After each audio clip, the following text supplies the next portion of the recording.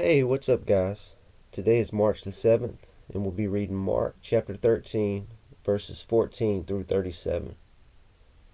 The day is coming when you will see the sacrilegious object that causes desecration standing where he should not be. Reader, pay attention.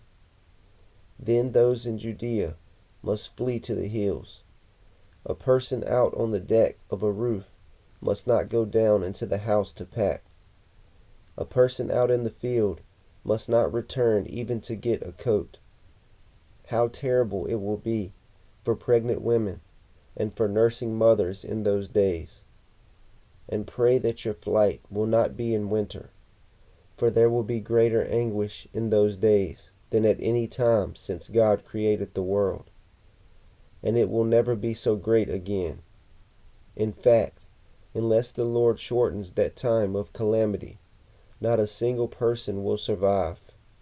But for the sake of his chosen ones, he has shortened those days.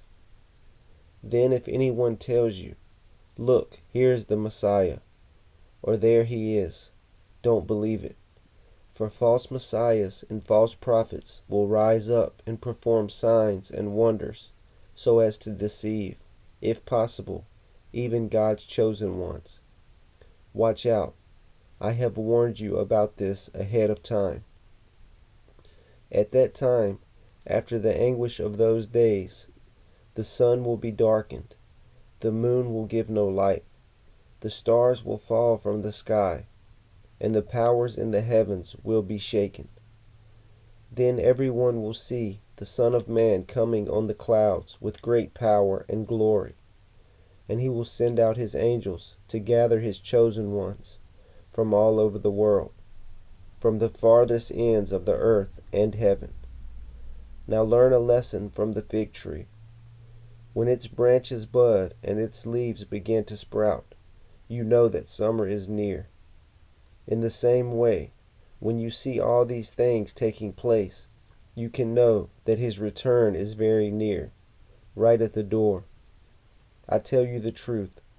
This generation will not pass from the scene before all these things take place. Heaven and earth will disappear, but my words will never disappear.